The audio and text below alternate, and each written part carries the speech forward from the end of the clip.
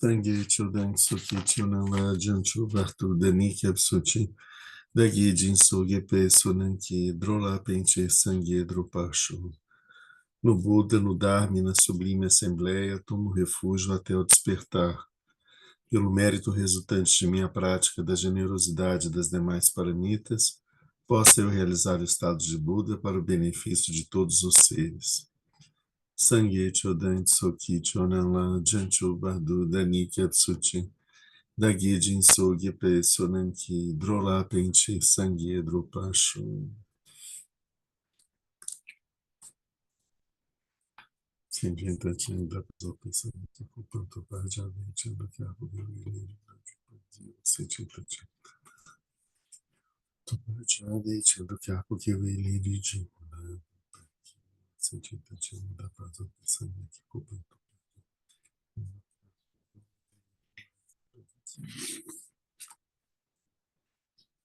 muito bem.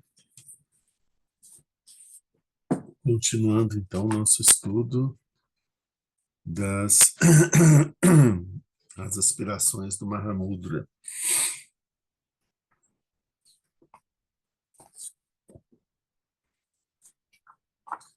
Nós estamos no seguinte ponto. Nós vimos aqui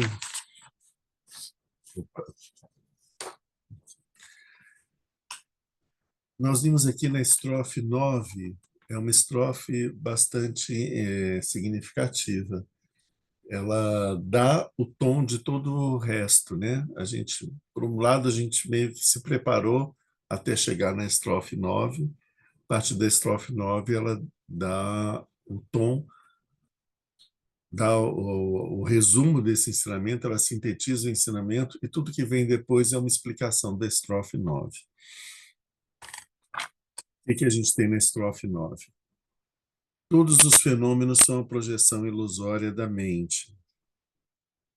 Quanto à mente, não há mente. A essência da mente é vacuidade. Vazia, porém incessante, ela se manifesta. São 4 versos. Examinando isso completamente, que eu possa tomar uma decisão definitiva. Esses 4 primeiros versos, eles vão ser desdobrados e explicados no conteúdo das estrofes seguintes. Então, nós temos a estrofe 10, sobre a qual a gente está trabalhando agora, que é uma explicação do seguinte verso: todos os fenômenos são a projeção ilusória da mente. Nessa estrofe 10, ela diz o seguinte: confundimos nossa experiência pessoal não existente como sendo um objeto. E, pelo poder da ignorância, confundimos a autocognição como sendo um eu. Essa fixação dualista nos tem feito vagar na esfera da existência sansárica. Que possamos cortar a ignorância e a confusão em sua própria raiz. Esse é o assunto que a gente está abordando agora. Então, confundimos nossa experiência pessoal não existente como sendo um objeto, é o assunto que nós vimos bastante nos nossos 2 últimos encontros. E foi bastante discutido. Eu acho que a gente não vai valer a pena a gente voltar a esse ponto. A gente vai acabar voltando, mas apenas numa forma de dar uma sequência para o verso seguinte, que é: pelo poder da ignorância, confundimos a autocognição como sendo um eu. Então, nós temos aqui a clássica divisão de todos os fenômenos. A gente pode dividir os fenômenos como sendo os fenômenos relacionados com o eu, com o meu eu, né? Com o nosso eu individual, né? E tudo aquilo que não, e o não eu. tudo aquilo que não é o eu é considerado como sendo o outro, o objeto. Aquilo que é o eu, sou eu. Aquilo que não é eu, é o outro. O outro pode ser um outro animado por uma mente, um ser, ou pode ser um outro é, sem uma consciência, sem vitalidade, um objeto inanimado, né? Então, esse outro ele pode ser animado por uma consciência ou inanimado. Isso é o que tem a ver, é o que seria o outro. Então, todos os fenômenos nós classificamos dessa forma. Não tem nada além que seja além disso. As coisas ou são fazem parte do eu ou não fazem parte do eu.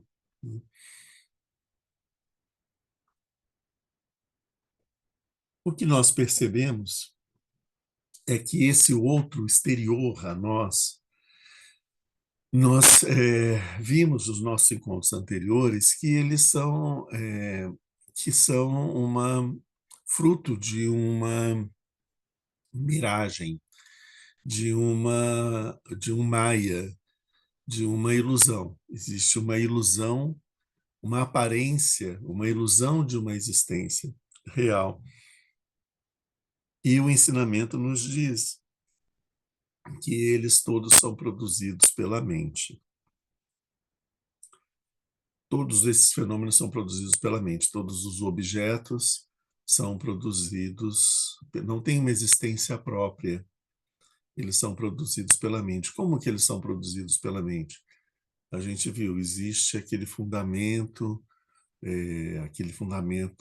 básico, né? A fundação é, primordial, que guarda todos os registros, e nesse fundamento primordial da mente, a gente tem várias formações kármicas que estão guardadas, né? Essas formações kármicas, quando elas vêm à tona, elas são apreendidas pela força mental da atividade mental, da claridade, e são apreendidas e elas se desenvolvem por um processo de formação aquele processo dos 12 elos interdependentes fazem com que essa formação kármica, que é o programa de um pensamento, né, ela vem à tona e ela se desenvolve, passa por todo aquele processo dos 12 elos interdependentes de uma forma extremamente rápida e atingem a sua existência, né, entre aspas, na nossa mente, como um pensamento. Esse pensamento ele produz emoções, ele produz ações, ele reforça aquele conceito kármico e ele é guardado pela nossa força mental, de novo, nesse fundamento fundamental, esse fundamento primordial. De tal forma que, em alguns momentos, a gente vai ver as imagens que vêm disso, é de que essa energia mental, essa força mental, ela provoca o, o fundamento, ela estimula ele. Como que ela estimula ele? Quando ela desenvolve esse pensamento e dando a existência a ele, quando ela volta a passar por todo aquele ciclo, ela reforça uma impressão kármica e ela devolve isso para o fundamento primordial com uma impressão kármica mais intensa, mais profunda, mais forte. E isso fica ali guardado até que o momento em que ele emerge de novo, ele é novamente captado por essa força mental, desenvolve o seu conteúdo e ela joga ele de novo para o fundamento de uma forma mais intensa, mais forte. E dessa forma, um alimenta o outro. O fundamento primordial alimenta a força mental tem a ver com a clareza mental, e a clareza mental alimenta o fundamento primordial, e com isso a gente tem a perpetuação desse círculo vicioso kármico. Esses pensamentos, a gente tem que entender que o pensamento é uma ação mental. Então, como ação mental, ele produz um karma. Se ele vai se expressar como uma ação verbal ou como uma ação física, é irrelevante. Se ele se expressar de uma forma como uma ação mental, ou como vocal, ou uma ação física, ele vai dar uma densidade maior, um peso maior, uma consistência maior para essa impressão kármica. Ela vai ficar realmente muito mais intensa e mais forte. Mas só isso. Se ele não fizer isso, já é suficiente para ele reforçar aquela formação kármica, que cria um hábito, é isso que é o hábito mental. Aquela formação kármica é essa formação kármica, por exemplo, uma formação kármica é aquela que reforça a ideia de que os objetos são objetos externos autoexistentes. Isso é uma mensagem que está gravada no. É uma ideia falsa, né? Quando surge um objeto na nossa mente, junto dele surge na mesma hora uma ideia de que esse objeto ele tem uma existência externa, real, independente de mim. Então, isso cria um modo de pensar. A minha mente acredita nessa ideia e ela enxerga de acordo com essa ideia. E aí ela reforça essa ideia de que aquele objeto é externo. E isso, assim que ela reforça essa ideia, ela devolve essa impressão para o fundamento primordial, que vai estar dizendo o seguinte: realmente é assim mesmo, é isso mesmo, você está certo. Essa ideia aqui é verdadeira, pode confiar nela, porque o objeto é um objeto externo independente. E de tanto ter esse essa ideia é, essa ideia habitual, né? Falsa, essa ideia errônea, né? De que os objetos são independentes e externos, isso o tempo todo povoando a nossa mente, aparece um doido aqui dizendo os objetos não têm existência externa. E vocês falam, como assim? Está querendo dizer o quê? Que eles não têm existência. É óbvio que eles têm existência externa, né? Porque eu confirmo isso todos os dias. Sim, a gente confirma isso todos os dias. Quando surge esse pensamento dentro da nossa mente, ele tá bem na superfície ali.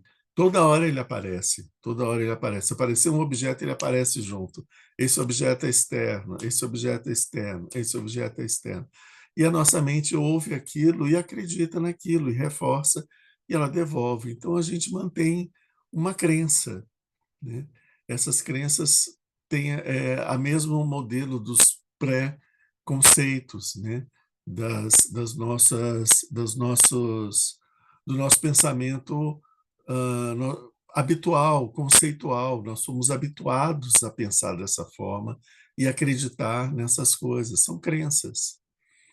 Então, a crença de que os objetos são externos, ela é reforçada diariamente pela nossa própria mente. Então, isso faz com que a mente fique cada vez mais crente na existência desses objetos como externos. Isso é um adendo ao que a gente estava vendo já, que a gente já desenvolveu no nosso estudo da reunião passada, que aí é importante vocês virem de novo, quem ainda não viu, ver de novo, ver pela primeira vez ou pela segunda, etc., para a gente pegar bem essas ideias. Isso é uma. Isso precisa ser. Não basta essa ideia ser um conceito para a gente, porque essa ideia de que todos os objetos surgem na mente e são fruto da mente, ela é uma ideia conceitual.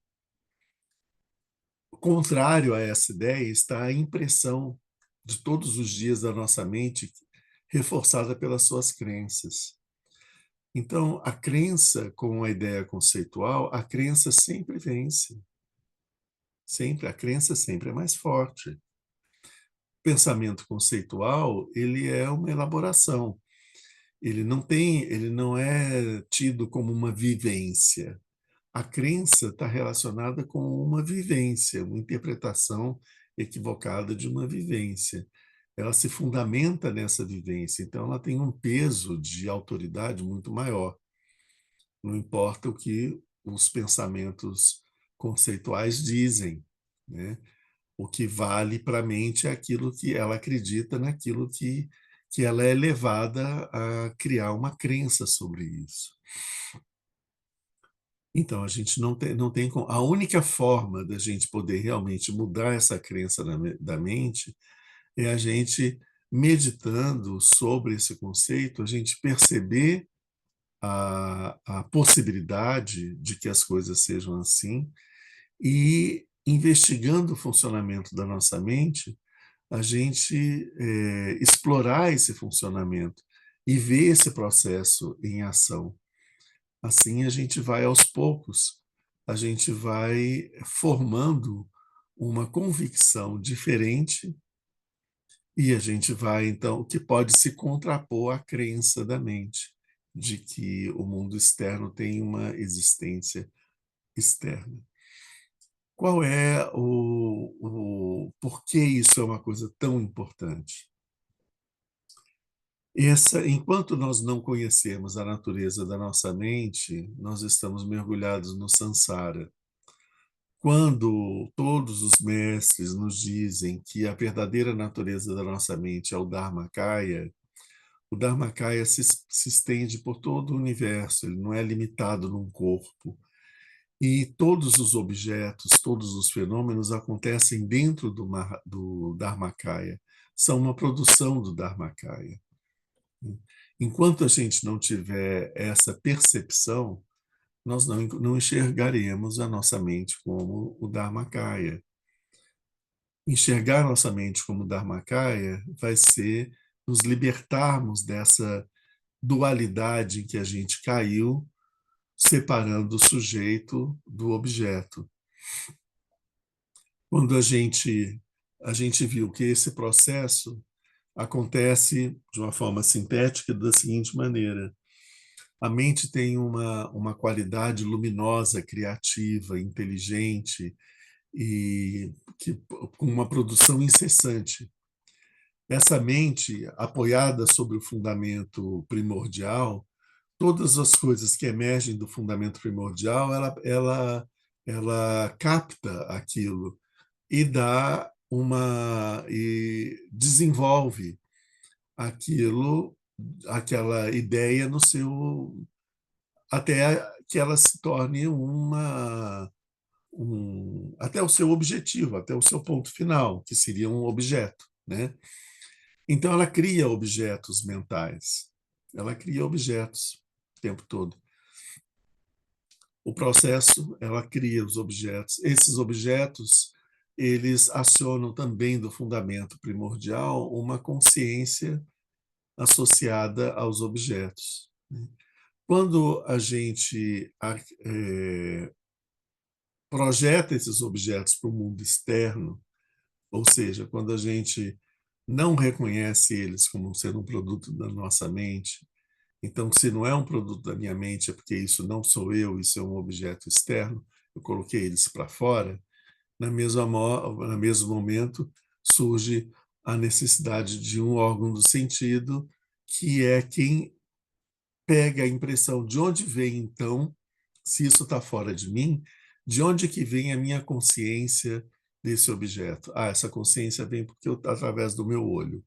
Então, é através do meu olho que eu estou tendo essa consciência. Ah, ok, eu tenho essa consciência. Então, eu tenho a forma ali, tenho a sensação, tenho a percepção, né?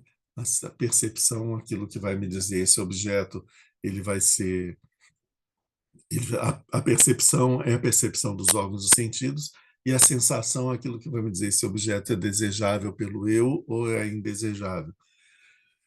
E a consciência, com isso, a gente tem um conceito que se elabora sobre isso e uma ideia de que isso é um objeto externo. Com isso, a gente tem os 5 elementos que formam, que dão peso a essa sensação de existência. Quais são? Eu existo, eu estou aqui, a minha consciência percebeu na minha mente uma consciência visual sobre uma impressão do meu olho sobre um objeto, uma vela que está na minha frente. Essa vela existe, né? Através da minha consciência tátil, eu vou sentir o calor, entende? Então, isso dá essa sensação de existência, reforça a ideia de que os objetos são externos e reforça a ideia de que existe um eu. Então, as duas coisas surgem mais ou menos bem paralelas, assim, bem próximas, né? Esse é um processo que acontece desde tempos sem começo, e por isso nós temos caminhões e caminhões de formações kármicas que reforçam esse conceito de exterioridade dos objetos, exterioridade do outro, e por isso é muito rápido e imediato que esse fenômeno aconteça e a gente cai nessa armadilha toda hora, né? A gente não percebe que um outro caminho é possível. Por que vem isso? Porque existe uma falta, a mente, ela tem esse aspecto de claridade e tem um aspecto de vacuidade. Isso que a gente entende da Dhammakaya é a união da vacuidade e da claridade. A vacuidade significa ausência de existência intrínseca de um eu. A claridade significa capacidade inteligente, vibrante, criativa da mente. Quando a mente se manifesta, ela tem uma incapacidade de perceber a si mesma. Então, ela se equivoca nessa percepção, e isso ela separa a vacuidade da claridade. A claridade produz os objetos, e a vacuidade, ela observa esses objetos sendo produzidos, né? Isso dá aquela consciência de que existe alguém que produz uma ação mental, alguém que sente essa ação mental. A gente vai ver que a produção do objeto, a produção da consciência, tudo está ligado com o aspecto claridade da mente. Mas com o sentimento não. O sentimento tem mais a ver com a ilusão do eu. Porque existe um fenômeno, vamos supor, o calor da vela, né? Se esse calor machuca a minha mão, eu sinto dor, né? Quando aparece a dor, na mesma hora surge o seguinte pensamento, conceito na minha mente: eu sinto dor, né? Quem sente sou eu, é o eu que sente. Então, todas as questões relacionadas ao sentimento e mesmo as sensações são projetadas para eu. Existe alguém que sente, né? Então, esse alguém que sente é o eu. Então, existe um eu, né? Eu sei que existe um eu, porque eu sou triste, porque eu estou alegre, porque eu fico animado, porque eu fico desanimado, porque eu fico cansado, eu fico energizado. Então, tem várias coisas. Sempre é eu, experimentando. É aquele que experimenta, né? Só que não existe, na verdade, isso. porque a mente é uma coisa só, certo?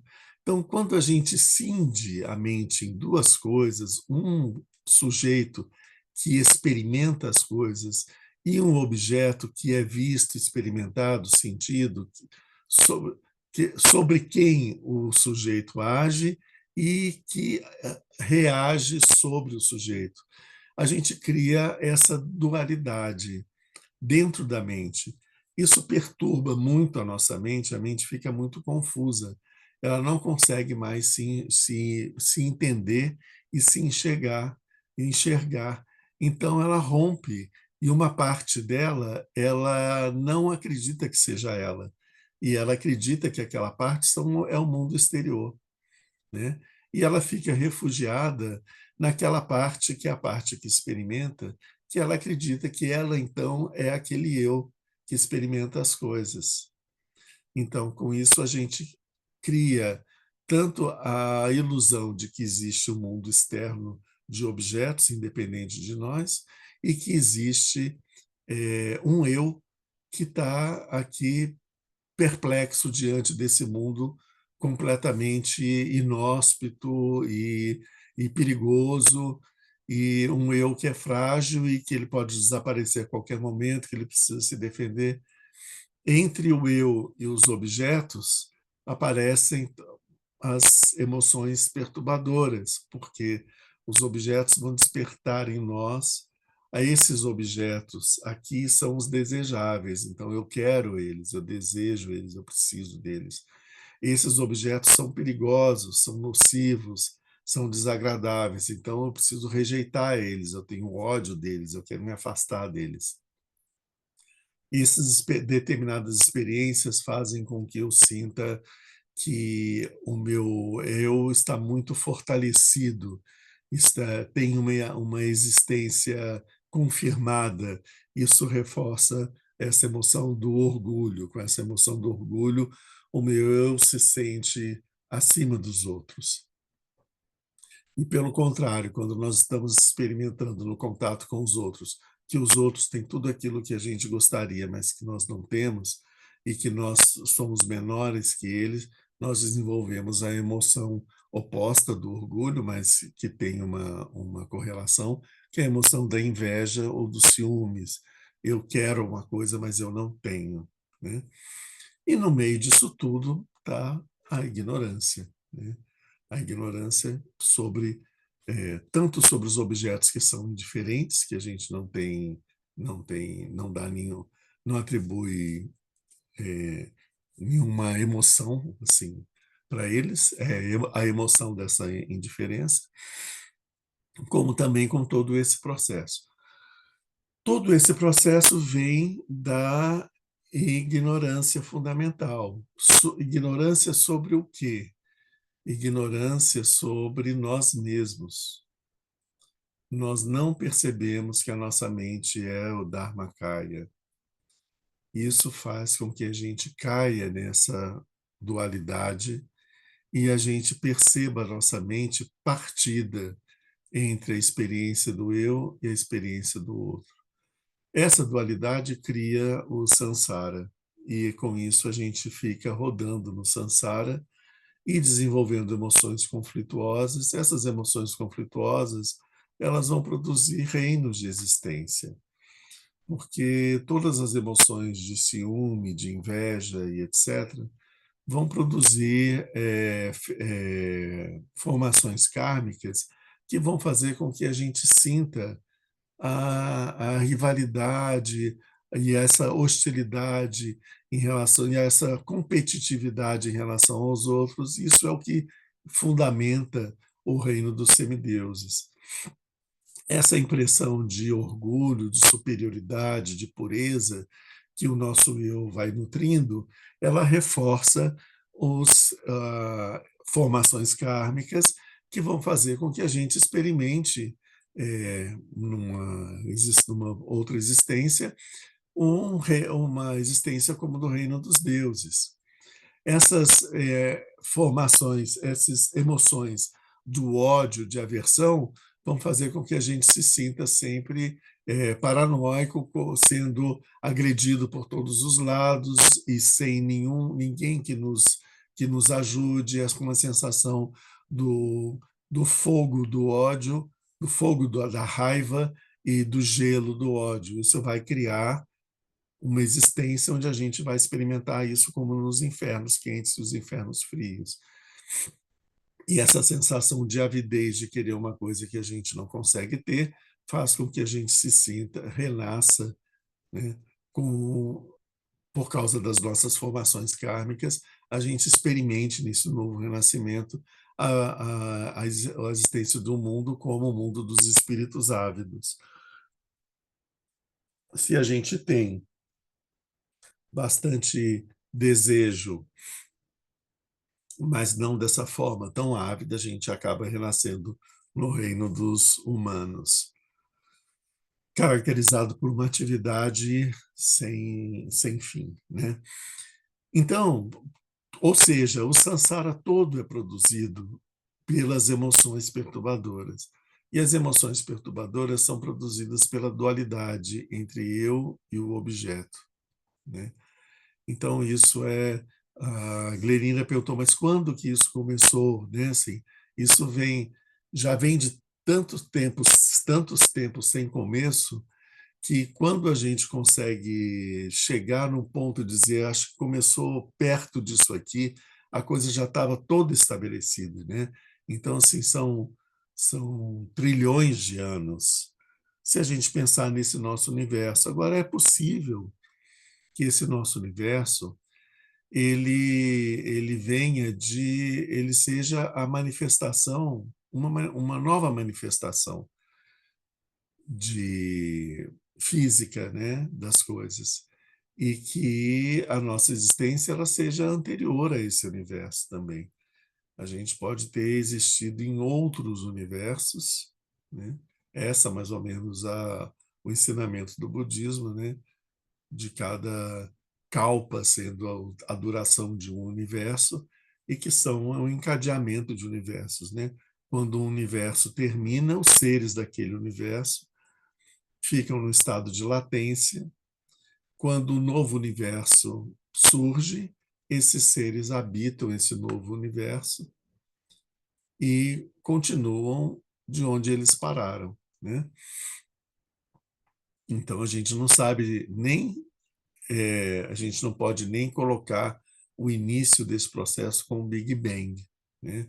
Então, o Big Bang foi só uma nova etapa de um processo que é muito anterior a isso. Então, perde-se na noite dos tempos, né?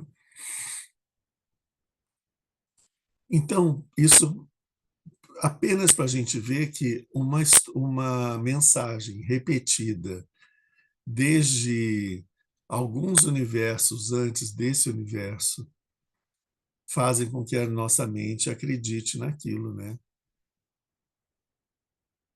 E aí não é uma ideia conceitual que vai quebrar essa crença da mente. É só uma experimentação. Bom, o importante é a gente é, que a gente abra a nossa mente para a possibilidade de que as coisas sejam assim, né?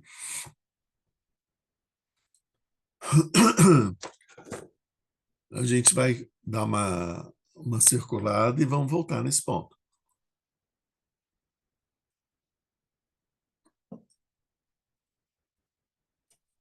Vamos ver o que o Bocar Rinpoche diz aqui no comentário. A gente está seguindo o comentário do Bocar Rinpoche e o comentário do Taicito Rinpoche.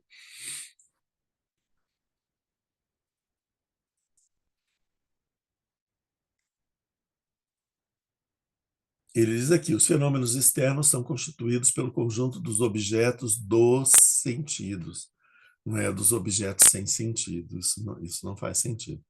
Os objetos dos sentidos. Formas, sons, odores, sabores, objetos de contato, objetos mentais.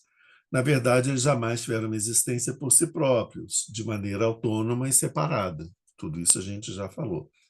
Eles são a automanifestação da própria mente e não é senão sobre o efeito de um erro fundamental que eles são falsamente tomados por objetos externos, ainda que não o sejam.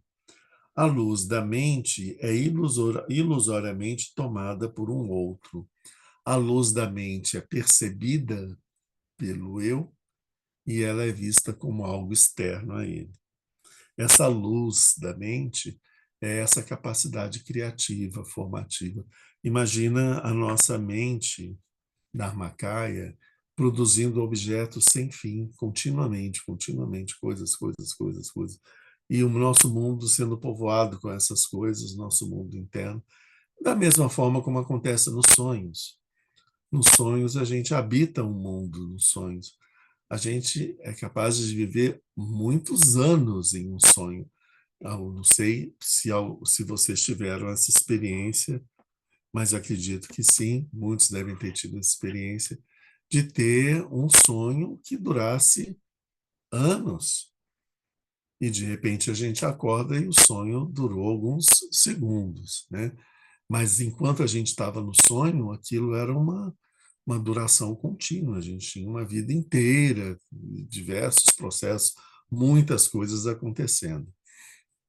Tudo isso produzido pela mente. Quando a gente acorda, tudo desapareceu, não tinha existência. Enquanto a gente estava no sonho, a gente acreditava na densidade daqueles objetos e acreditava que aqueles objetos eram externos a nós. E a gente fugia dos inimigos que nos perseguiam e a gente corria atrás das pessoas que nós amávamos, que nós buscávamos, né? Sem perceber que aquilo tudo era uma produção da nossa própria mente. Percebe assim, essa imagem do sonho não é só uma imagem, ela é isso, é disso que ele está falando. Durante o processo do sonho, a nossa mente produz coisas, está sempre produzindo coisas, e o nosso eu, ilusoriamente, rejeita essas coisas da mente como sendo objetos externos e se enclausura naquela posição de que ele é um eu que experimenta aquele mundo. Então a gente entra em conflito interno dentro da nossa própria mente. Todas as coisas acontecem, a gente se apaixona e a gente odeia, a gente mata, a gente morre, todas as coisas acontecem durante o sonho. Tudo é possível acontecer ali. Mas quando a gente acorda, essa experiência, tudo isso desapareceu. Mas enquanto a gente estava vivendo o sonho, a gente acreditava que aquilo era real, né? Mesmo quando a gente percebe que é um sonho, a gente continua vendo os outros enquanto outros. A gente não realiza que esse mundo externo, eu estou vivendo um sonho. Então eu eu consigo perceber que é um sonho, mas eu não consigo não que não seja possível a gente conseguir, a gente pode conseguir. Normalmente, eu não consigo associar que não existe diferença entre eu e aquele animal que está na minha frente, ou aquele copo d'água, aquela árvore, ou aquela coisa ruim que está me perseguindo. Eu posso pensar que aquilo não exista, mas eu não consigo, normalmente, associar que tudo isso, isso é a minha mente que está produzindo essas imagens não são um produto da minha mente, né? Normalmente a gente não realiza isso. A gente ainda fica preso dentro dessa dualidade, porque isso é muito forte, essa crença de que os objetos são externos, né?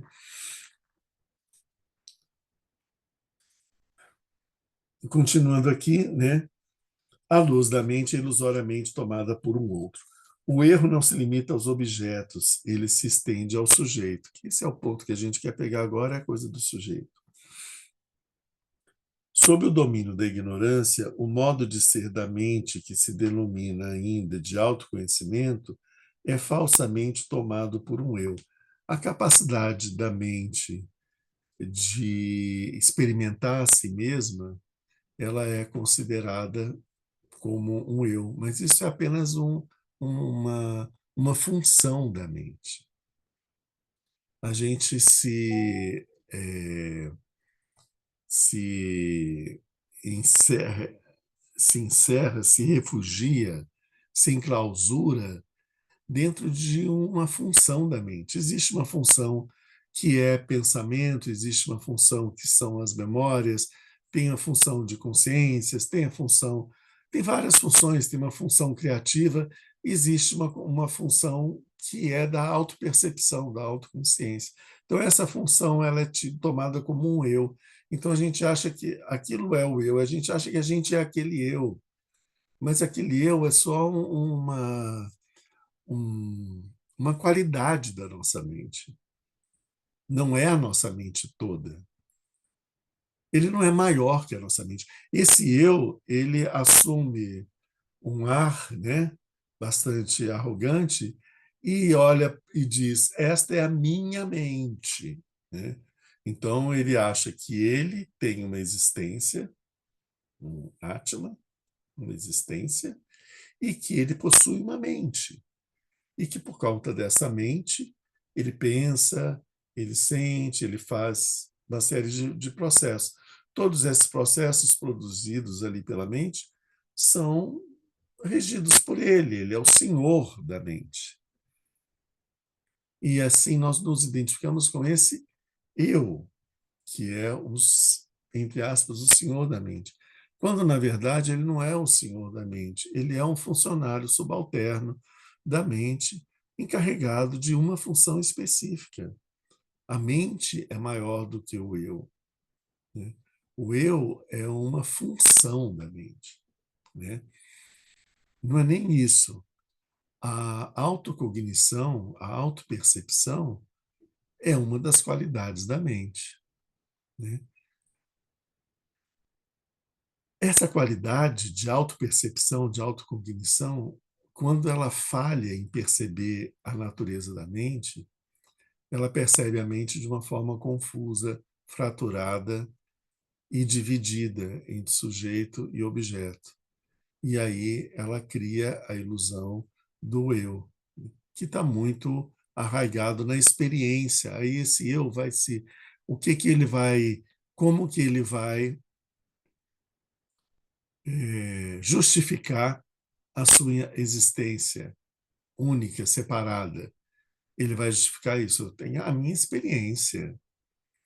Eu senti isso, eu acordei de manhã, eu sou filho de não sei quem, eu estudei em tal lugar, eu gosto de tal música, eu tenho tais relações sociais, eu sinto essas coisas, eu tenho os meus medos, eu tenho as minhas vergonhas, eu tenho as minhas sublimidades, eu tenho a minha meditação, eu tenho um monte de coisas. Então ele se cerca das experiências dessa existência, então ele cria uma imagem dessa associada com a imagem do nosso corpo e com todas as experiências dessa existência, e ele considera que aquilo é eterno, não é?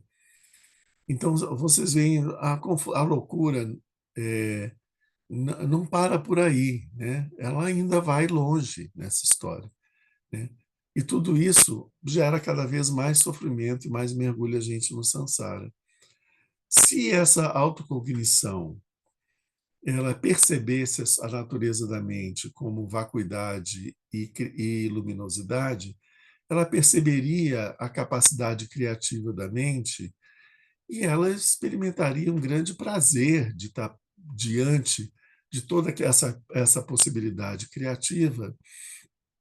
Ela experimentaria inteligência prágina, né, que é da claridade da mente, mas experimentaria também uma liberdade, um prazer, que é uma bem-aventurança incrível, e ela entenderia a sua identidade, né? Eu sou, eu não, né?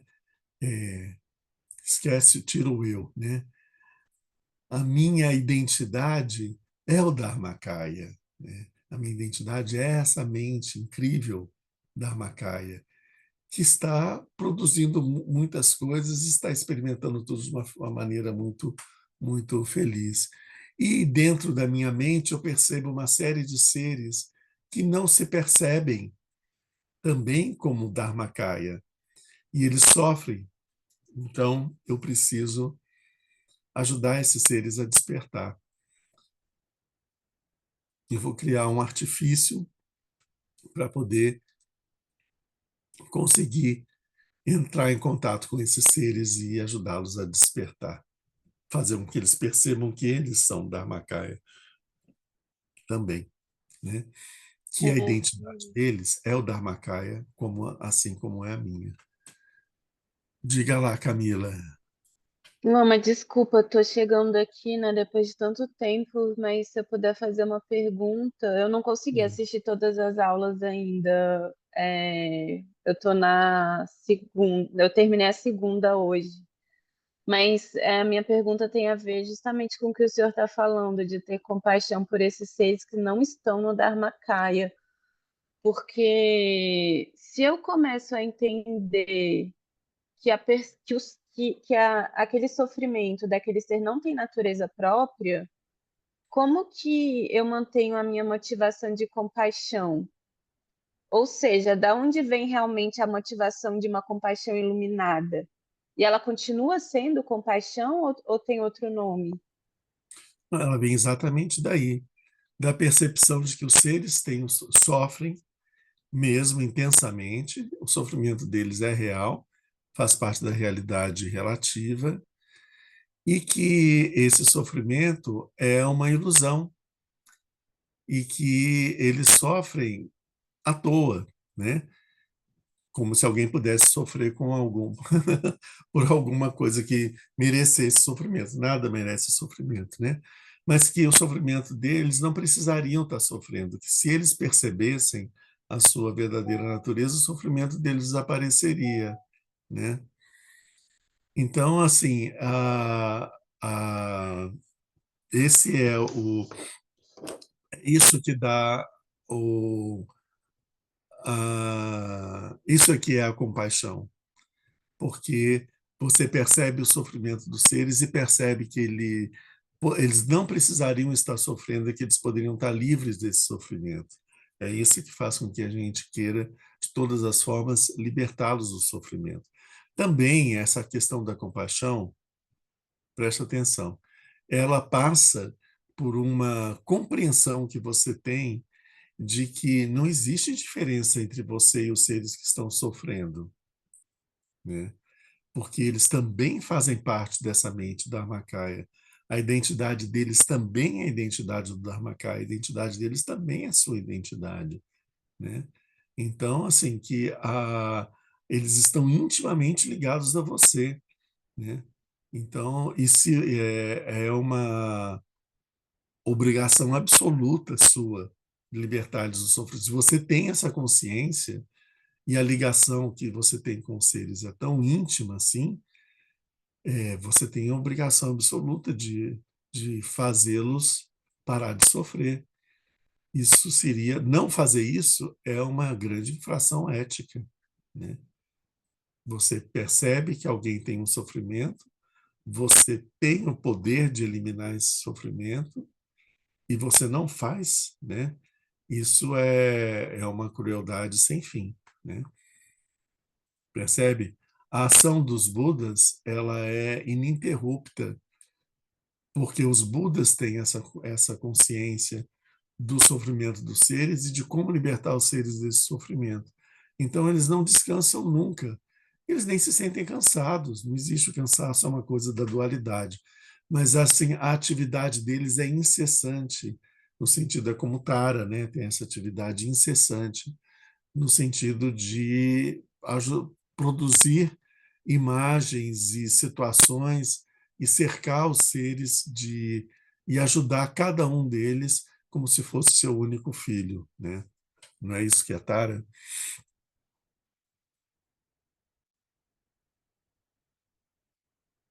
Ajudou?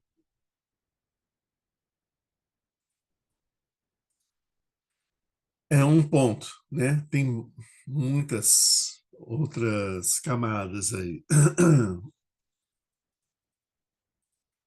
Vamos seguir aqui com o Bokar Rinpoche. Nessa relação do eu com o outro, ela é de fato a mente que entra em dualidade consigo mesma. Ok. A partir do momento em que se instala a dualidade, se insinuam entre o sujeito e o objeto as emoções conflituosas. A gente já viu isso. Que vão de um para o outro e depois voltam, né? Desejo, apego, aversão, a raiva, o ciúme, o orgulho, etc. Ainda mais, ainda mais, movido por essas emoções, realiza-se através do corpo, da palavra e da mente múltiplos atos negativos, o que reforça as formações kármicas. Enfim, desses atos negativos resulta o nosso próprio sofrimento. Erramos nas três esferas do samsara. Essas formações kármicas, elas emergem do fundamento primordial e são percebidas pela mente na forma também, além de pensamentos, também de crenças. Então, se você faz uma ação de agressão em relação aos seres, né, quando essa amadurece esse ato kármico, ou seja, quando brota aquela formação kármica relacionada àquela ação que a gente cometeu, ela volta, emerge de novo para a mente experimenta aquele sofrimento, aquela amargura, e ela percebe os outros como agressores, como as situações em volta como perniciosas, negativas, é, desenvolve esse sentimento de medo, essa paranoia de que a qualquer momento uma coisa, alguém pode me agredir. Tudo isso está cristalizado naquela ideia kármica, daquela maldade que foi feita, né? Se é a questão de um desejo, né? Quando surge essa ação, ela vem com todo esse simbolismo do desejo. Então, a gente busca alguma coisa e se sente os medos que vêm em relação aos desejos que a gente tem. Então, o desejo e apego, que são enquanto eu não tenho, eu sofro porque eu não tenho aquilo que eu quero. Quando eu tenho o que eu quero, eu sofro por medo de perder aquilo que eu quero. Então, você custa a conquistar o objeto que você deseja e você não pode usufruir desse objeto por conta do medo que você tem de que ele acabe. Então, é a imagem que a gente vê, por exemplo, dos espíritos ávidos, né?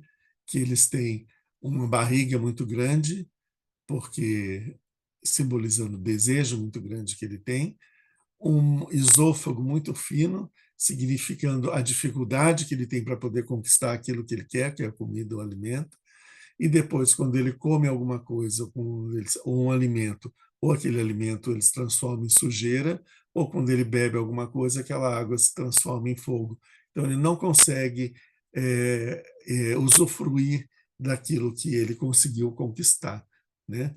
Ou então aqueles outros pretas, né? Os idaks, né? Aqueles outros que possuem muitas riquezas, acumulam riquezas e eles passam fome porque eles não podem gastar aquela riqueza, porque senão ela pode acabar.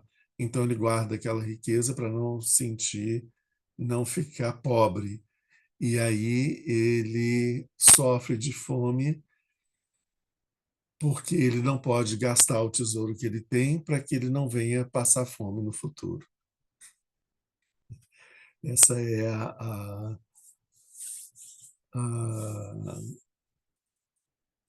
tragédia, né? A comédia dessa situação.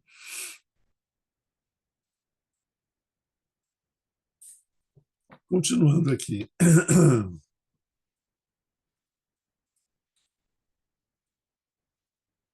Enfim, desses atos negativos resulta o nosso próprio sofrimento. Erramos nas três esferas do samsara. Tal é a corrente da qual somos prisioneiros. Ignorância, dualidade, emoções conflituosas, atos negativos, sofrimentos. Isso aqui é uma sequência que a gente tem que gravar muito na mente. A ignorância produz a dualidade. A dualidade produz as emoções conflituosas. O Wagner perguntou outra vez sobre a questão dessa dualidade, principalmente da, não sei se da existência ou não existência do eu, mas alguma coisa relacionada com o eu. Vamos pegar um pouco esse aspecto da dualidade, que seja o eu e os objetos, que é a dualidade que se estabelece dentro da nossa mente. Essa é muito perniciosa, né? Ela produz ela produz todo o sofrimento, né? Atos negativos, sofrimento.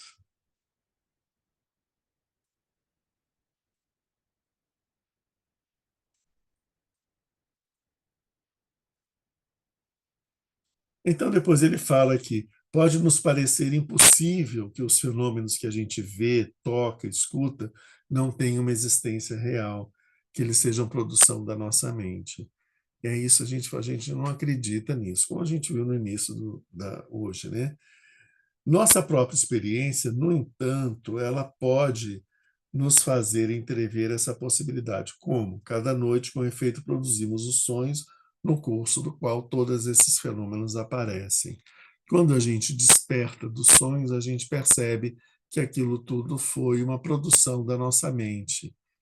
E todo sofrimento que nós sentimos no sonho, ele se dissipa quando a gente percebe que ele não era real, que foi só um sonho. O Bokar Rinpoche, ele reforça para a gente o seguinte: a experiência da vigília não é muito diferente da experiência do sonho. Essa que é a questão. Enquanto a gente pensa no sonho comparado com a vigília, a gente diz, não, a vigília, o estado de vigília, eu experimento o mundo real. No estado do sonho, eu experimento uma criação da minha mente.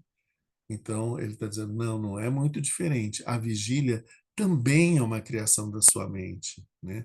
Assim como a sua mente cria um mundo no estado do sonho, ela também cria um mundo no estado da vigília. E isso é o que é um difícil da gente entender, né? É como se fala dos peixes, estão dentro, eles não enxergam a água, eles vivem dentro da água, eles não enxergam a água, né? Porque eles vivem dentro da água, né?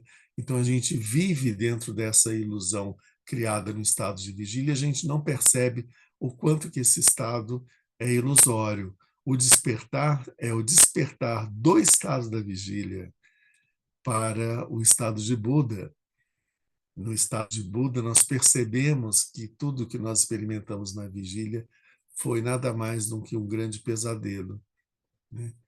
E que como isso deve ser entendido, né? E que os seres que sofrem por estar experimentando o estado de vigília no samsara, eles sofrem por é um pesadelo que eles estão passando. Então, tem que fazer esses seres acordarem. Quando eles acordarem, despertarem, eles vão estar na plena mente de Buda, do Dharmakaya.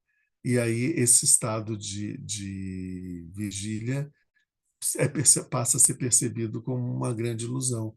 A gente percebe como, nossa, como eu perdi tanto tempo acreditando tanto assim, nada disso era real, né? Essa é a questão dessa experiência com a mente.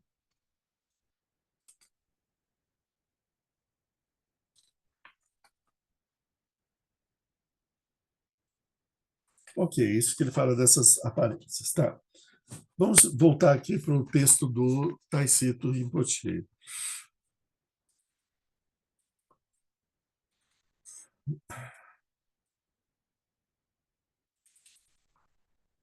Isso aqui a gente já viu.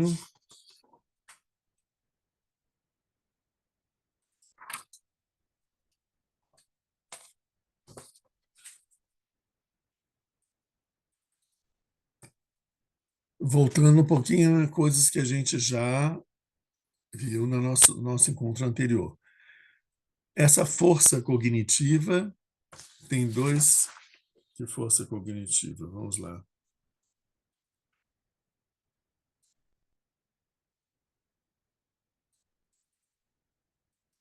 Vamos pegar o texto, o profundo significado interior, o texto do Buda. A causa, a natureza da mente sem começo, embora sem restrição ou partição. Devido à sua energia vibrante, desimpedida, tem uma essência vazia, uma natureza de clareza e um aspecto de desimpedimento, aparecendo de qualquer maneira, aparecendo sem de todas as formas, né? A causa de todos os fenômenos, né? A criação, né, de todos os fenômenos, a causa é a natureza da mente, sem começo. A natureza da nossa mente é sem começo. Não nasceu com o nosso corpo. A mente não é uma produção do corpo. A mente não é uma produção do cérebro, né? Na verdade, esse foi um tema que foi trazido aqui no nosso último encontro, acho que pelos... Geraldo está aqui. A mente não é uma criação do cérebro.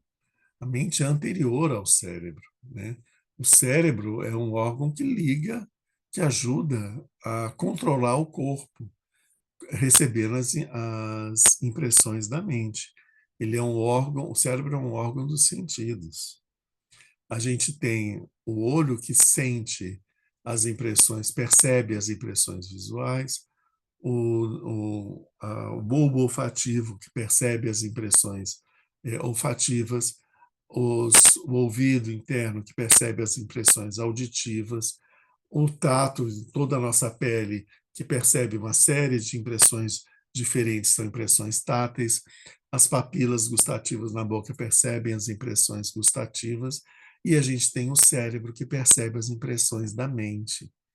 Então, o cérebro nada mais é do que um órgão dos sentidos da mente e, ao mesmo tempo, um órgão executor, porque ele também tem essa qualidade, não só sensorial, como também motora, né? Então, ele pega as impressões da mente e ele transforma essas impressões em ação. Mas não é ele quem produz os pensamentos, e não é ele quem produz as emoções, ele é apenas um, um órgão de percepção, né?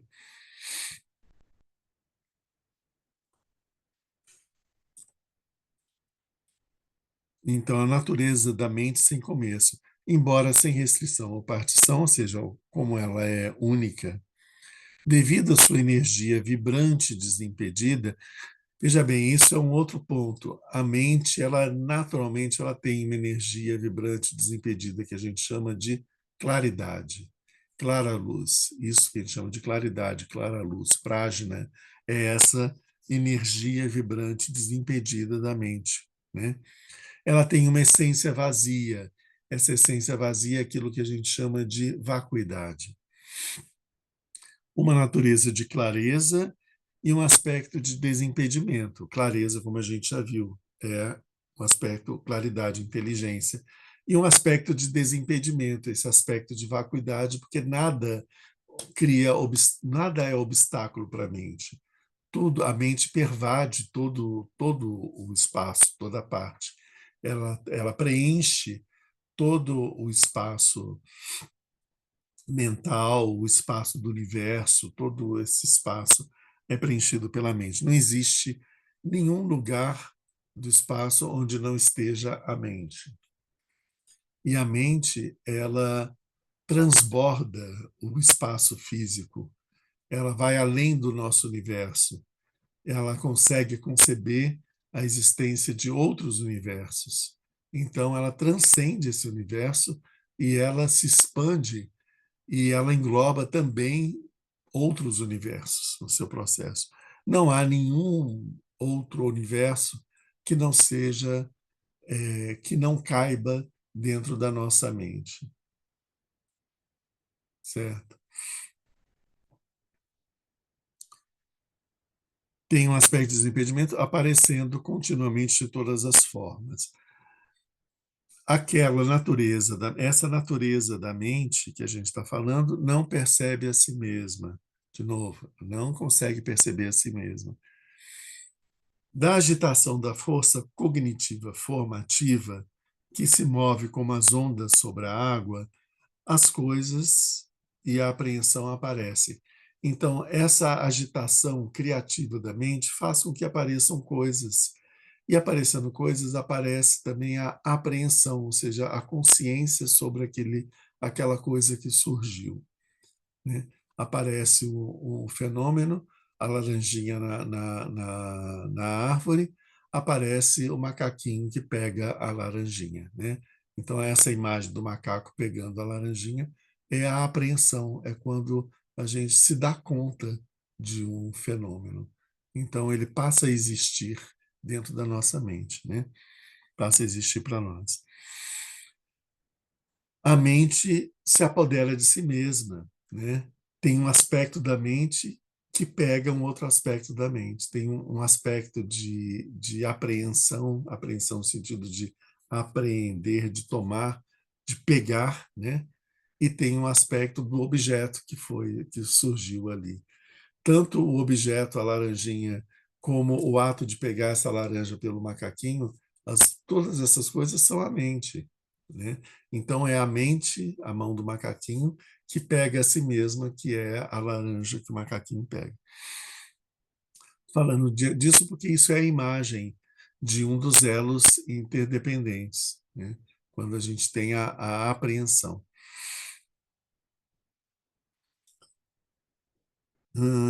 Do fator aparência, força cognitiva movendo-se para fora, aparecem objetos que são tomados como coisas reais, externas.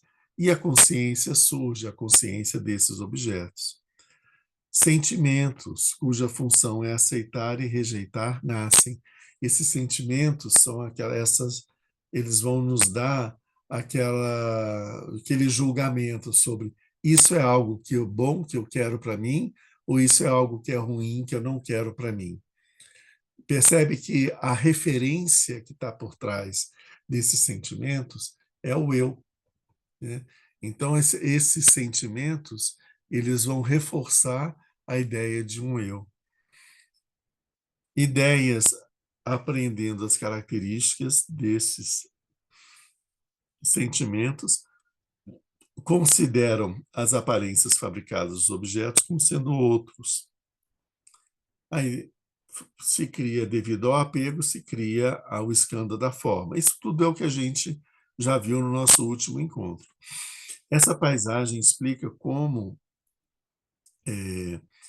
a condição fundamental e duradoura, a mente Vajra, a mente Dharmakaya, naturalmente pura e luminosa, falha em perceber sua própria essência, com a sua própria destreza, e, como resultado, a força cognitiva formativa se agita. A nossa mente ela falha em perceber em se perceber nos fenômenos, ela se ilude com os fenômenos que surgem. E a força cognitiva formativa, que é produtora desses fenômenos, ela se agita. Essas, então, aparecem como causas e condições, em dependência das quais a mente passa a suportar padrões aflitivos. Este é o processo da ignorância. Essa força cognitiva tem dois aspectos. A força mental instigadora. Qual é essa força mental instigadora que ele fala aqui? A força mental instigadora é prajna, é a clara luz, é o aspecto claridade, inteligência, criatividade, produção da nossa mente. Ela planta a potência dos 6 tipos de consciência no solo universal, no momento em que são feitas para surgir e cessar. Isso é o que ela planta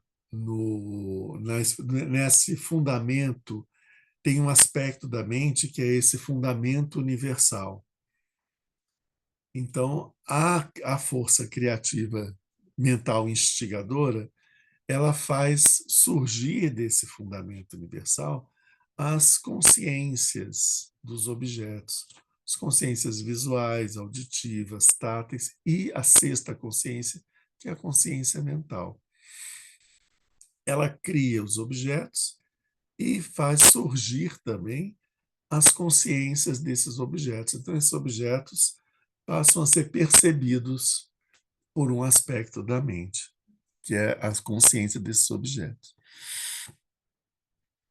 Esse solo universal que ele está falando, que é o fundamento universal, é aquilo que a gente chama de oitava consciência, onde todas as experiências são guardadas, registradas. E qual é o outro aspecto? A força mental aflitiva. Ela se fixa no solo universal como um eu. Assim, a primeira faz a consciência ser gerada e a última torna aflita. Aqui está o ponto-chave da história, né?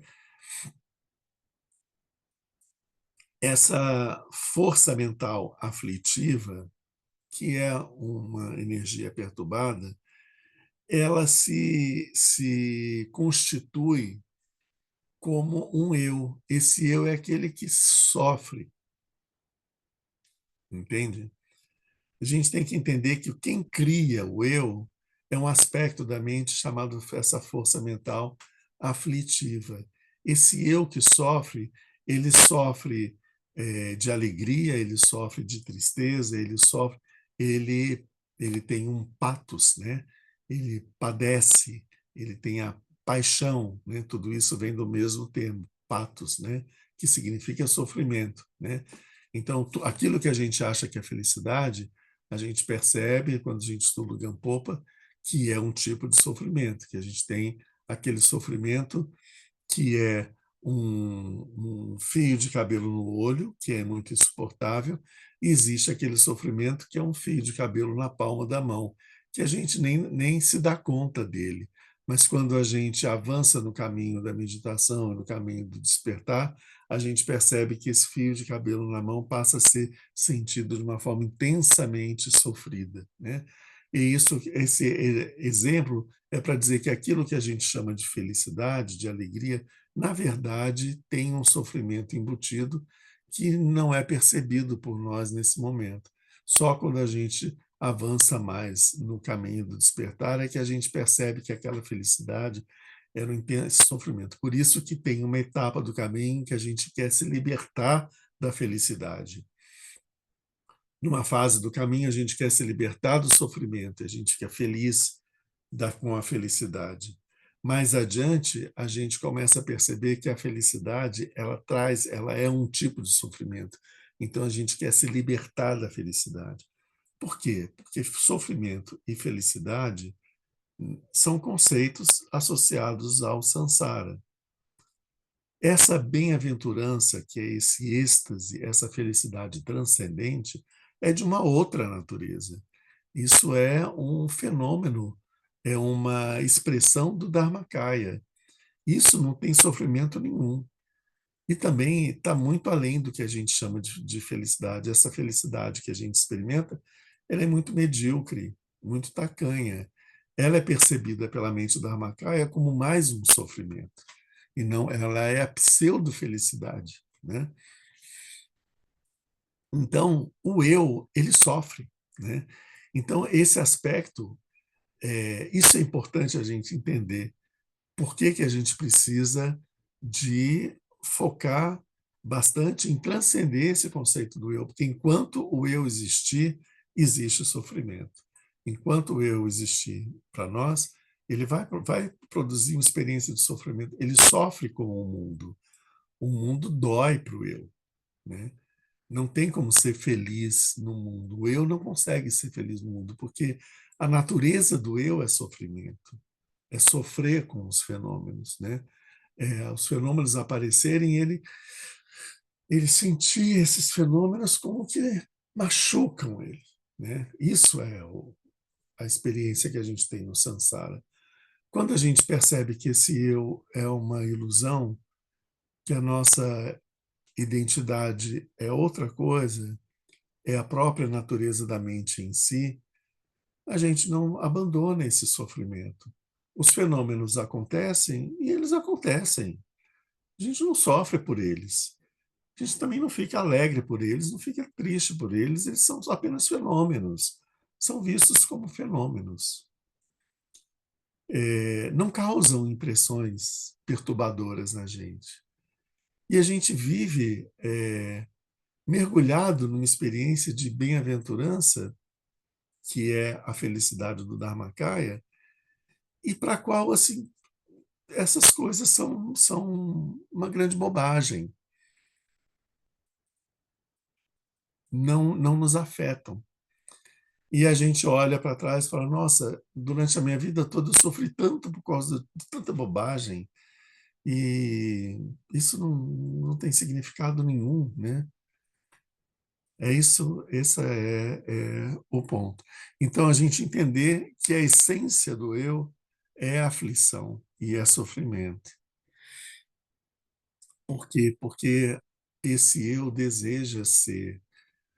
Ele tem, no fundo, ele tem consciência de que ele não tem existência e de que a existência dele é transitória, é condicionada. Ele tem uma aparência de existência que nasce num determinado momento e que termina num outro momento e não deixa resquícios. Claro que a experiência desse eu vai ser incorporada, vai ficar lá nessa consciência, nesse fundamento universal, esse sono universal. O fundamento universal, que serve como base para essas duas forças mentais, ele é chamado totalidade semente, porque ele armazena todas as impressões de padrões de pensamentos aflitivos. Totalidade semente, porque todas as coisas que são registradas, experimentadas pela mente, são depositadas, são a própria mente leva isso, mergulha essas impressões nesse fundamento universal. Então, eles ficam como sementes nesse fundamento universal e vão brotar em algum momento numa nova experiência da mesma natureza. Ou seja, isso são formações kármicas, né? São as formações kármicas que se mergulham nesse fundamento universal e, quando eles brotam de novo, eles desenvolvem uma experiência da natureza dessa formação kármica. As forças mentais e o fundamento universal, aparecendo como causa e condição relativas uma à outra, funcionando como água e ondas, são a própria raiz da qual toda a confusão do samsara é produzida.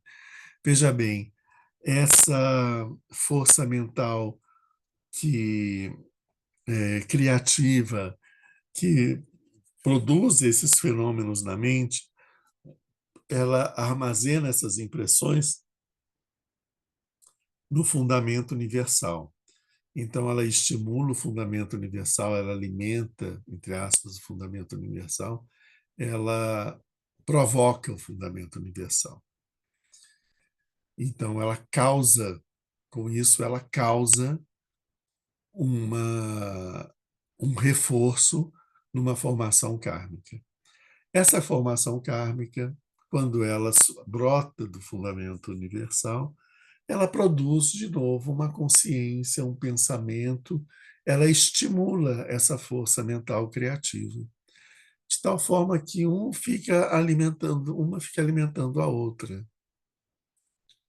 A experiência, essa capacidade criativa da mente desenvolve as ideias que surgem e reforça essas ideias, mergulha elas no fundamento universal. Elas amadurecem no fundamento universal, emergem depois, quando elas estão maduras, numa nova planta, num novo fenômeno mental. Então, forma um círculo de retroalimentação. Um se torna causa e condição do outro, elas ficam se circulando, uma agitando, né, a outra. Por isso é que ele diz a imagem das ondas sobre a superfície da água. Também, aí ele diz, aqui também o Vasubandhu diz assim: é como o fluxo constante de um rio, porque as experiências da mente, as experiências que brotam do fundamento universal, produzem, são apreendidas pela claridade da mente e produzem objetos, imagens, pensamentos, etc. e depois ela mergulha isso no fundamento universal. Então, esse movimento de mergulhar e de emergir, mergulhar e emergir, é como se fosse o movimento de um rio que não para nunca, né? Essa imagem do rio é muito utilizada no budismo, em vários momentos do budismo, falando sobre o funcionamento da nossa mente, vem essa imagem do rio. E essa imagem, mais uma vez, é trazida aqui. É o Vasubandhu que diz isso. Quem que é Vasubandhu? Vasubandhu é o irmão de Asanga. Ele que foi uma das pessoas para quem o Asanga ensinou os 5 tratados de Maitreya. E alguns desses tratados foram bastante desenvolvidos por Vasubandhu. Asanga e Vasubandhu eram 2 irmãos, né? Então, ele está muito ligado ao ciclo de ensinamento dos tratados de Maitreya sobre a Prajnaparamita. E ele diz isso, é como o fluxo constante de um rio. A nossa mente funciona como um rio que não para nunca e que tem momentos de turbilhão. Aí ele fala, os arhats invertem o seu curso.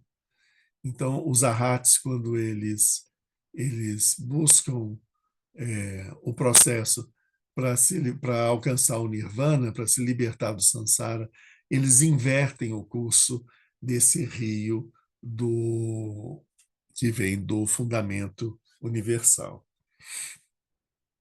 Mas eu fico só com essa informação aqui, porque eu não tenho como falar sobre essa experiência.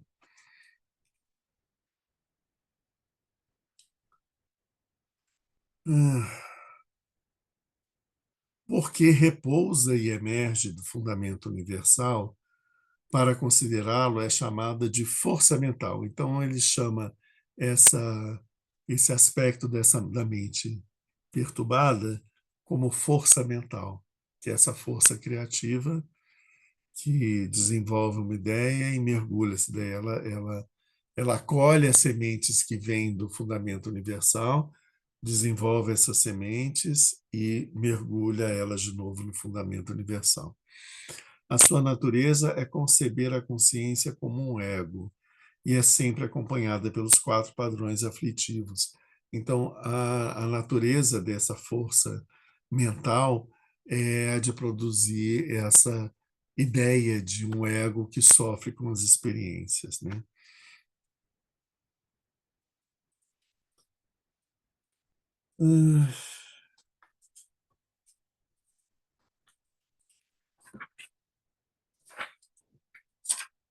A gente precisa ultrapassar esse ponto aqui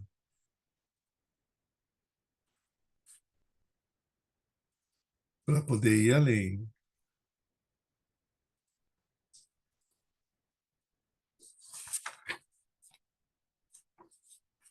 Bom, isso aqui a gente já viu.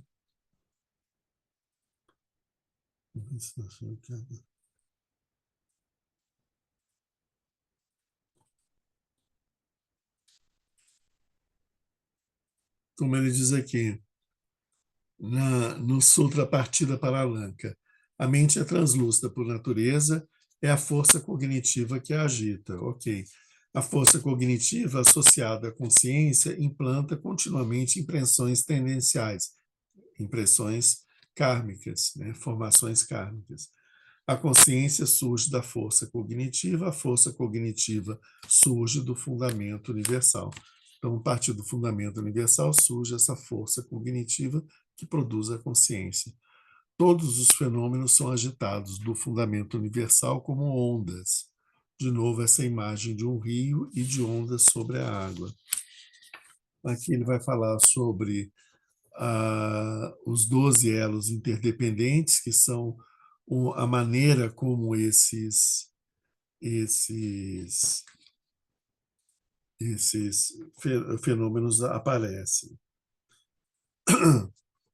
Aqui, então, a gente tem um outro ponto fundamental do texto do Taishetto Rinpoche, que ele chama a necessidade de expor os recessos ocultos dessa confusão.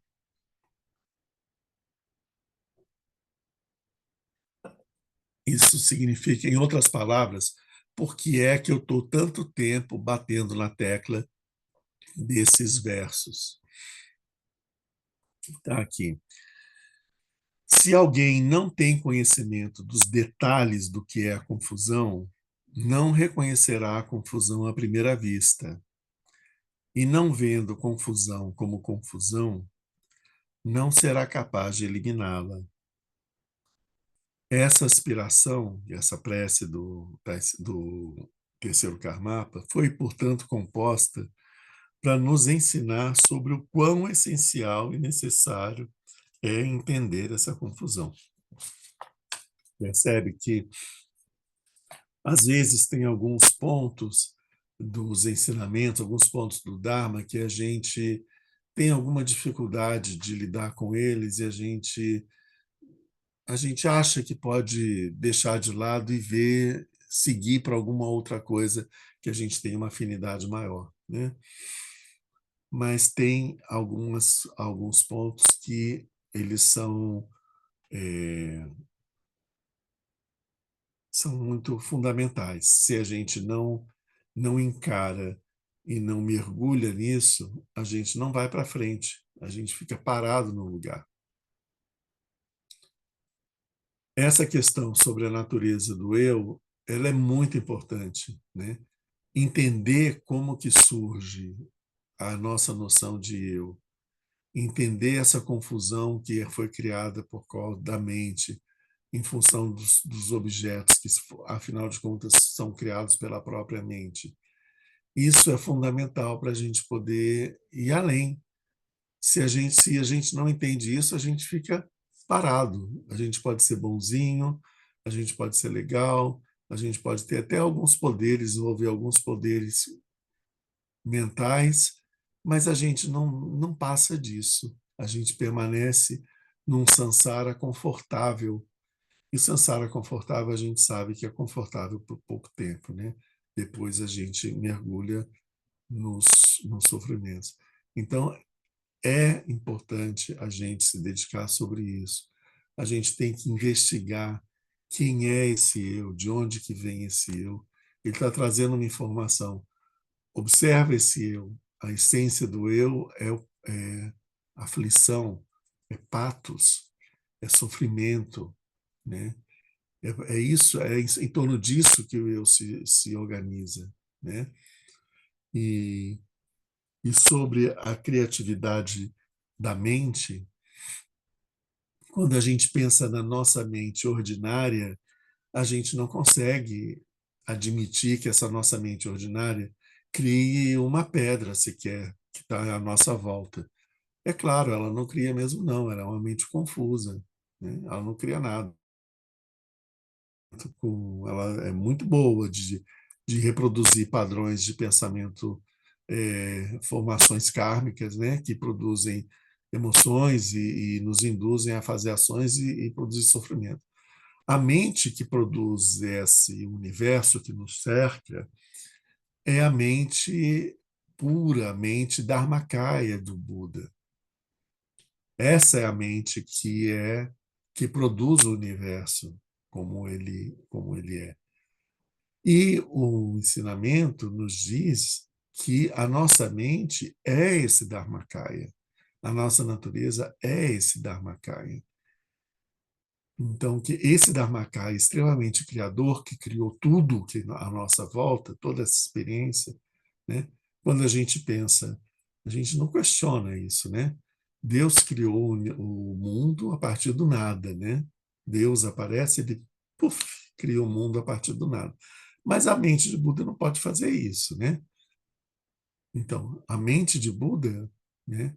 O Dharmakaya do Buda, cria esse universo, né? E os seres habitam esse universo criado pela mente de Buda.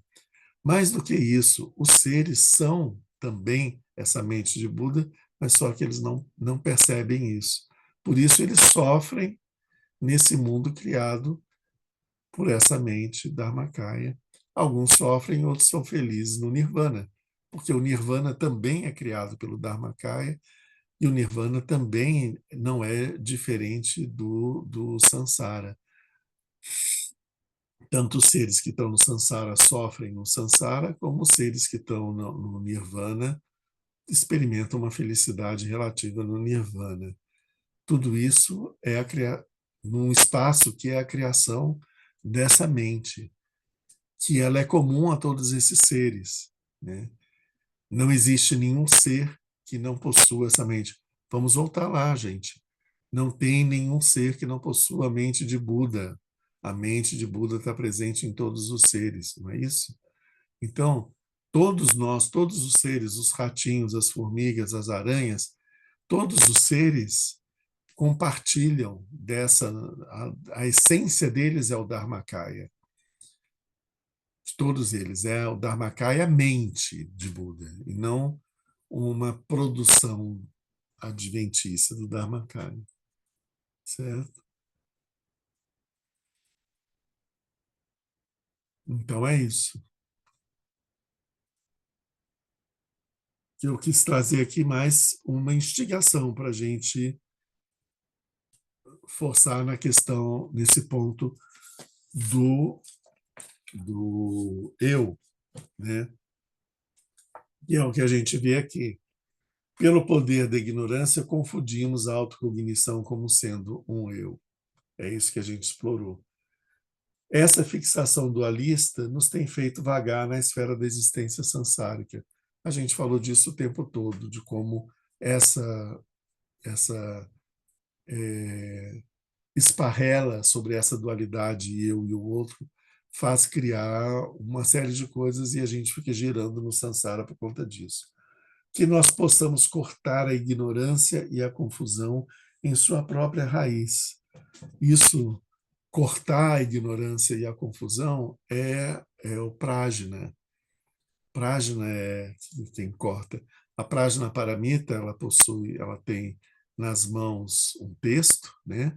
Numa das mãos um texto, na outra mão ela tem uma espada, né? Uma espada flamejante, uma espada de fogo, né?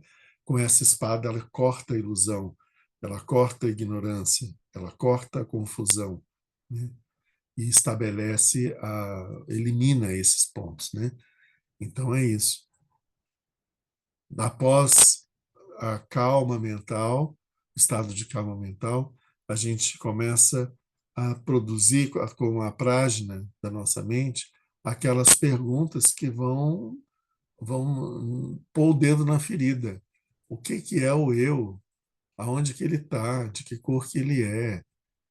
Sabe? E o que que tem por trás disso? O que que tinha antes disso?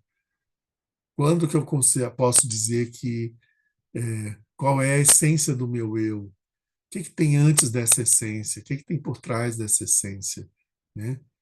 Para a gente tentar ir chegando e até perceber que, como um descascar de cebola, que a gente perceber que no centro dessa cebola tem um espaço vazio. Em volta desse espaço vazio, a gente constrói um eu cheio de vontades e de desejos, mas se a gente vai atrás, descascando esse eu, a gente vai ver que no fundo ele não é nada. Né? E que isso não faz com que a gente desapareça enquanto existência. Né?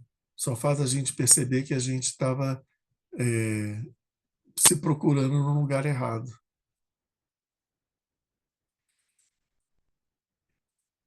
Bom,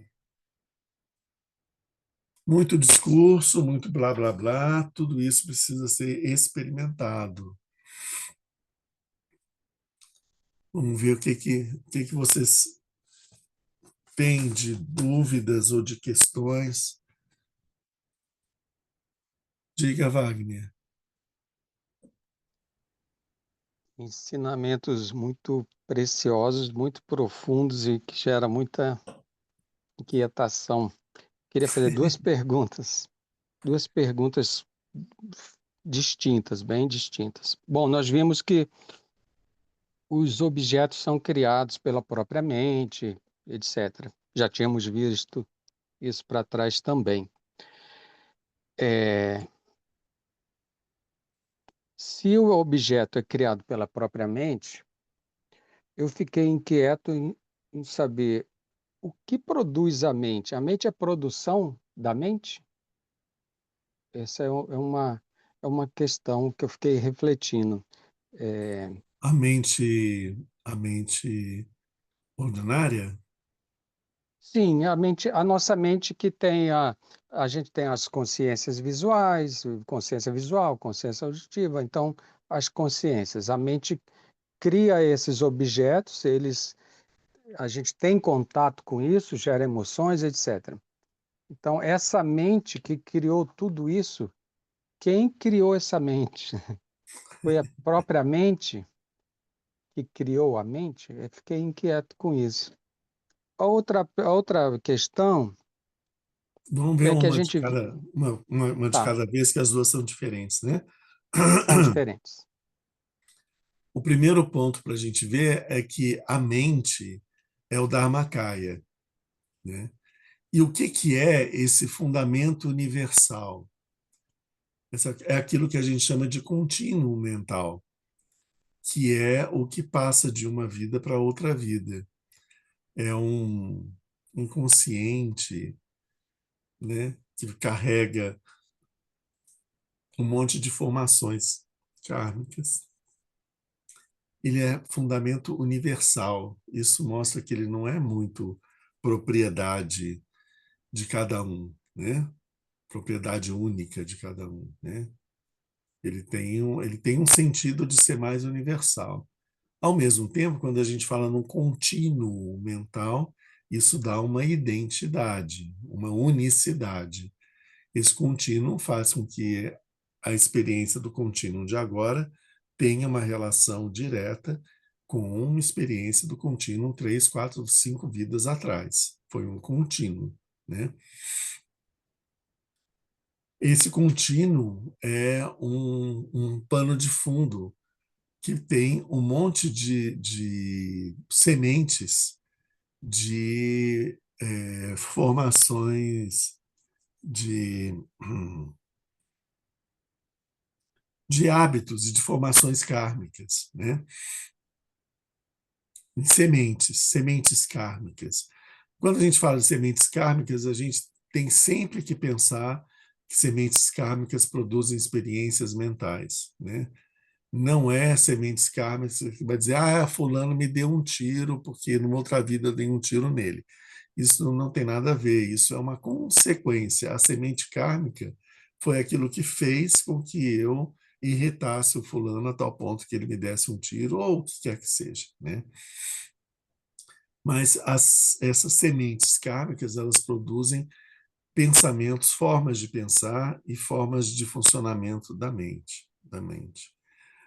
Quando acordados do estado de ignorância fundamental, pelo fato da gente não perceber a nossa natureza luminosa da clara luz, a gente experimenta a ignorância depois de uma vida, né?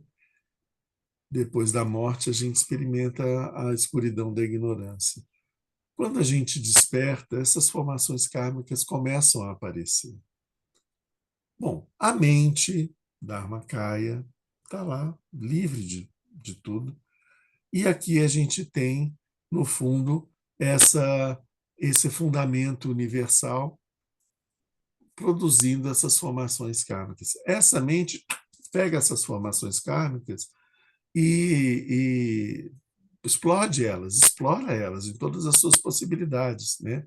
A mente ela não deixa passar uma coisa, né?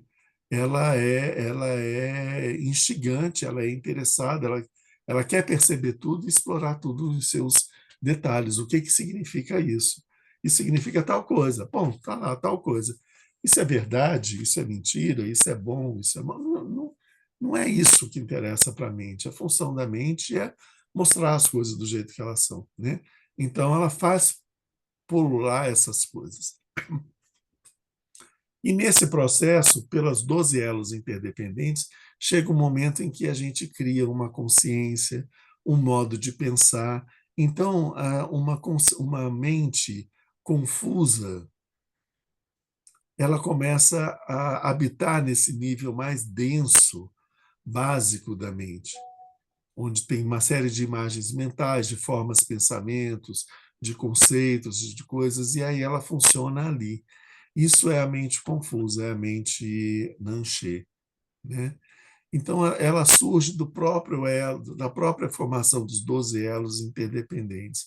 Ela surge numa busca de tentar se reconhecer naquilo tudo que está à frente, ela tenta se reconhecer e ela se reconhece como um eu e ela se reconhece como os processos mentais que estão brotando. Então ela vai, esses processos mentais, eles vão dizendo coisas para como que a mente deve ser, como que ela deve pensar, como que ela deve agir em tal situação e tal, não sei o quê. Então ela vai se adaptando àquele programa, né? É alguém que vai estar lendo para ela um script. Olha, você vai ser assim, assim, assim, quando acontecer isso, tem que reagir dessa forma. Vai estar dizendo tudo isso para ela. Então, ela surge da própria ignorância, da ignorância, da nossa ignorância, da falha que nós temos em nos perceber como Dharmakaya. Se perceber como Dharmakaya é ter a experiência da clara-luz. A experiência da clara-luz é se enxergar como Dharmakaya. Quando eu me vejo como clara-luz, todo esse processo ele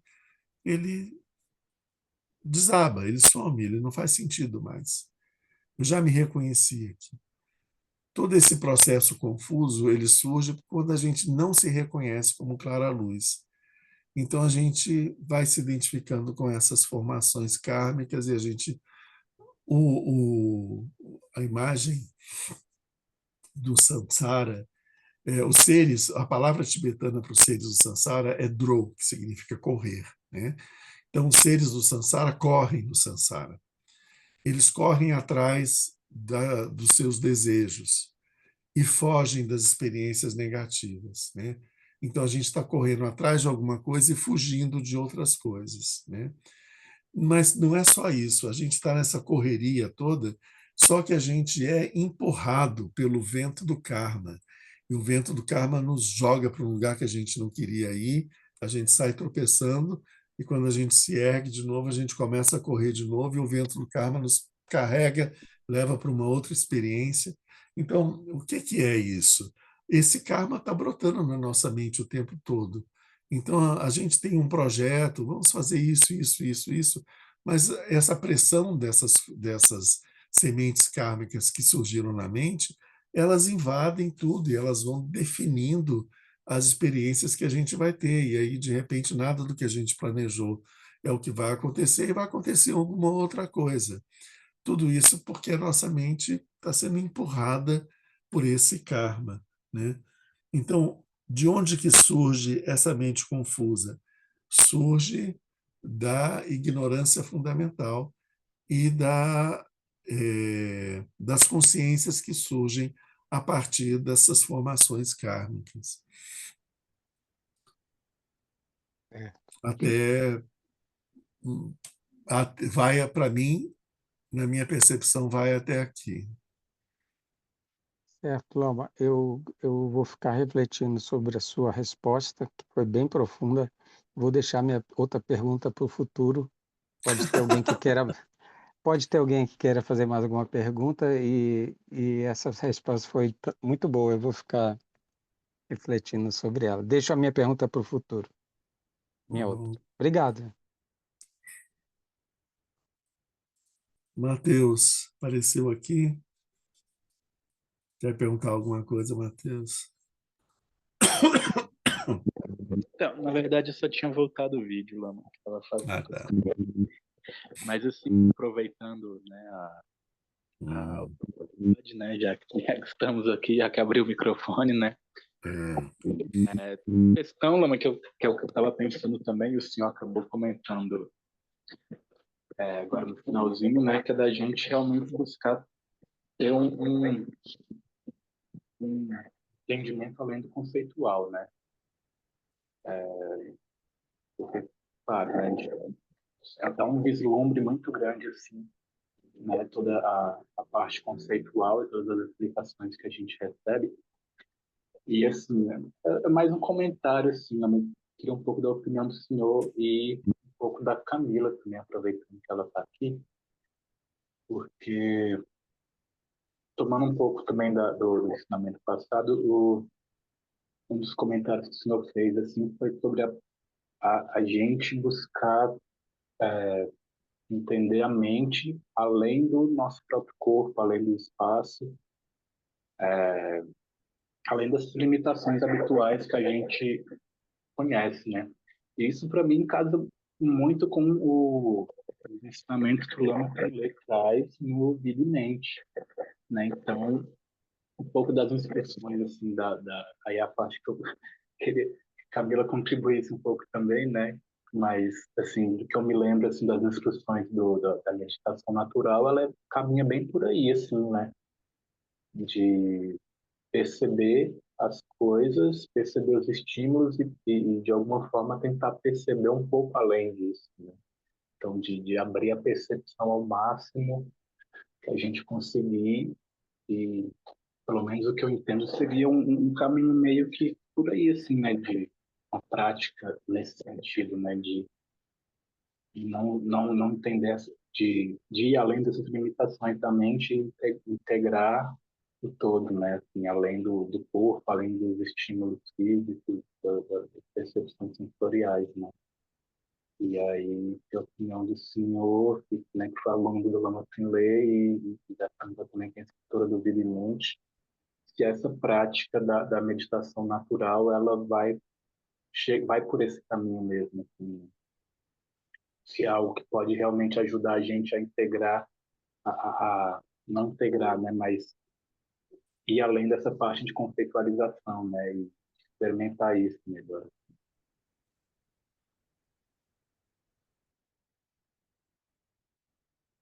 Beleza. Essa questão tem que ser experimentada pela meditação, né? Porque é com a experiência da meditação que a gente cria um hábito mental extremamente poderoso. É quando você reconhece, né? Então aquilo passa a ser uma convicção para você. Isso sim funciona. Enquanto isso, as ideias conceituais, elas são úteis no começo do caminho, porque elas abrem espaços mentais com possibilidades, né, para a gente poder explorar isso, né?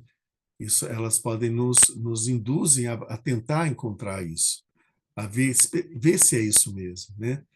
Então acho que nisso esse é um ponto, mas é a meditação, com a meditação que a gente realmente vai estar conseguindo ter a experiência de uma forma mais duradoura, né? Eu acho que a gente já está na hora de terminar, né, gente? Pelo... Próxima semana, que é Semana Santa, a gente não deve ter o nosso estudo.